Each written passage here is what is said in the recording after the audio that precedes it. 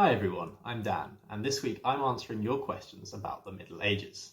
Now the second question I've chosen to answer comes from Sandy, who asks, what are the most common misconceptions in the Middle Ages? Now Sandy, that's a really great question because there are so many misconceptions I could talk about. Indeed, I'd probably argue that the Middle Ages are possibly the most misconceived period in history. But I'm going to focus on one particular misconception and talk about that in some more detail. And that is that women did nothing of any real interest or note in the Middle Ages. Now, society in the Middle Ages was very patriarchal, and women did suffer a lot. They certainly weren't on an equal footing with men, and there were plenty of things that they couldn't do. However, this doesn't mean they didn't do anything of any real note or significance. Indeed, women had quite an important role politically, socially, and economically.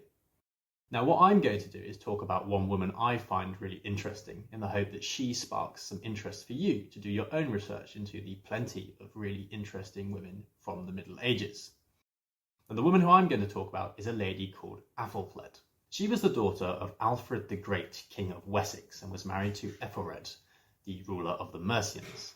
In 911, however, when Ethelred died, she became the sole ruler of the Mercian peoples, given the title Lady of the Mercians. In cooperation with her brother, Edward the Elder, King of Wessex, she went about conquering the Danelaw, that is the territory in England which had been conquered by the Danes in the 9th century.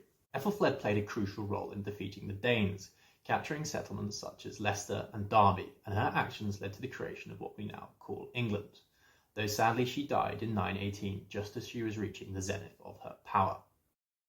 Now, Ethelflaed is just one example of the many fascinating women from the Middle Ages, and I hope her example will inspire you to do your own research.